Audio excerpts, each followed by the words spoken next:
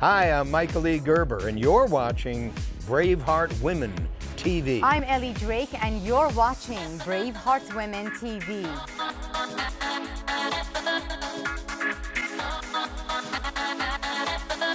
Hello and welcome. You're watching Braveheart Women TV. I'm Ellie Drake, and this is your professional success show. Did you know there are 29.6 million local small businesses in the U.S. alone?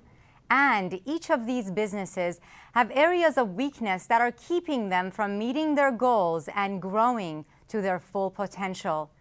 My guest today is Michael Gerber, who for the past 40 years has served as a leading voice for entrepreneurship and small business development worldwide. Inc. magazine calls him the world's #1 small business guru. Today, Michael and I will be discussing the most successful small business in the world, which is paramount in today's struggling economy. Welcome, Michael. Great to have you here. A delight. You have written so many books. How many? 13. Wow. Done so many seminars, have led so many basically paradigm-shifting lectures, and all of it is about one thing, and that one thing is? Entrepreneurship. Entrepreneurship. The new entrepreneur, in what I call the new age of the entrepreneur, which is where we find ourselves. So what is the new age of the entrepreneur? Well, it's that people who have gone into business, people who you would think of as entrepreneurs, really aren't entrepreneurs at all. They're what I've come to call technicians suffering from an entrepreneurial seizure. So they create a job for themselves. Oh, because they're working, as you say, in their business instead of not on their business. What is the difference between in and on when it comes to business? The difference is strategic and tactical. Okay. Strategic and tactical. When you're working on your business, you see your business as a part from you, as opposed to a part of you. Yes. So when you're working on your business, you're not your business. Your business is an organism all of its own. It's a life all of its own.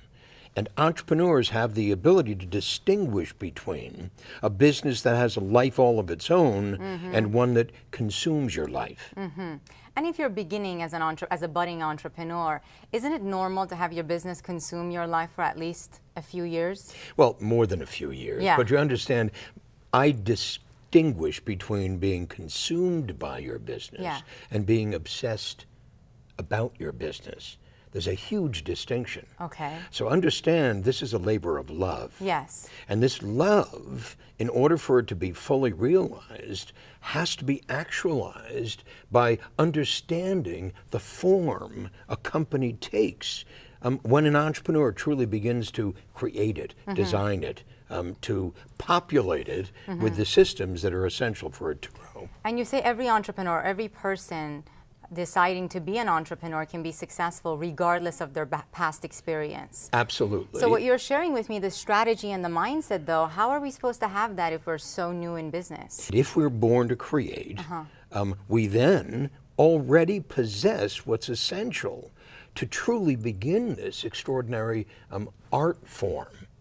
And that art form is a natural thing as you begin with a blank piece of paper and beginner's mind. So we're all natural entrepreneurs. Every single one of us. Every single one of us.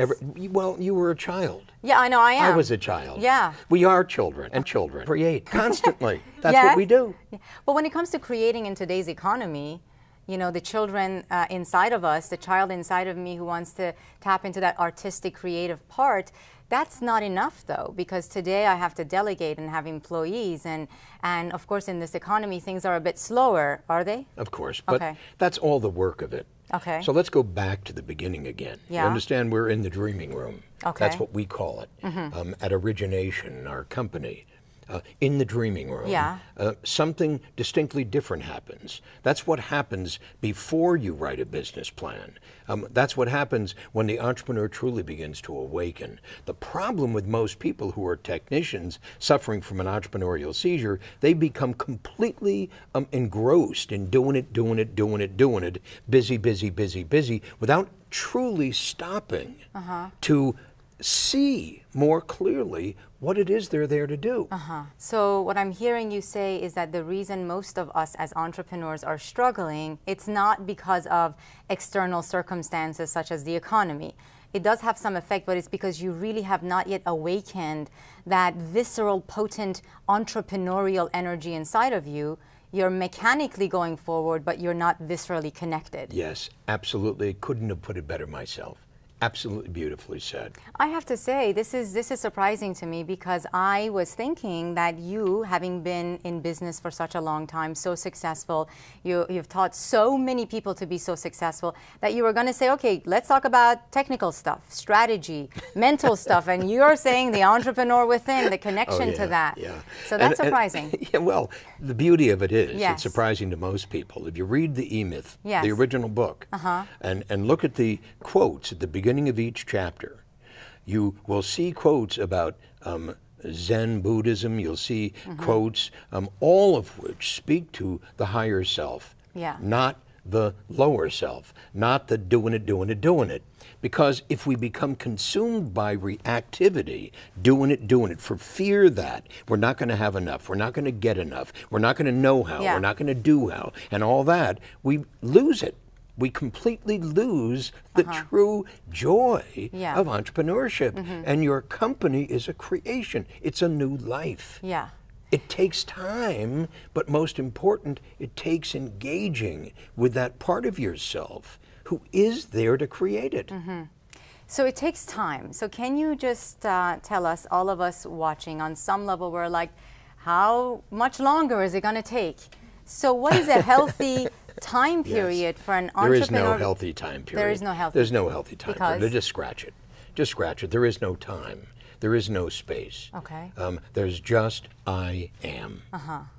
And if one were to truly, simply allow that to come in, understand, I'm not a spiritual guru. You understand, I'm not a psychological guru. I am an entrepreneurial guru. You embody a spiritual guru. But it includes all of that. Yes. And our problem being in business, we're taught that we have to sort of let go of all that stuff that doesn't have anything to do with the practical that we have to do. And I'm saying, don't listen to that guy. Do not listen to that guy.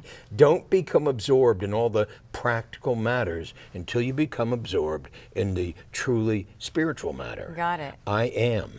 There is nothing other than that. And is there a difference between the way men and women create in business? Absolutely. But this is very important to understand.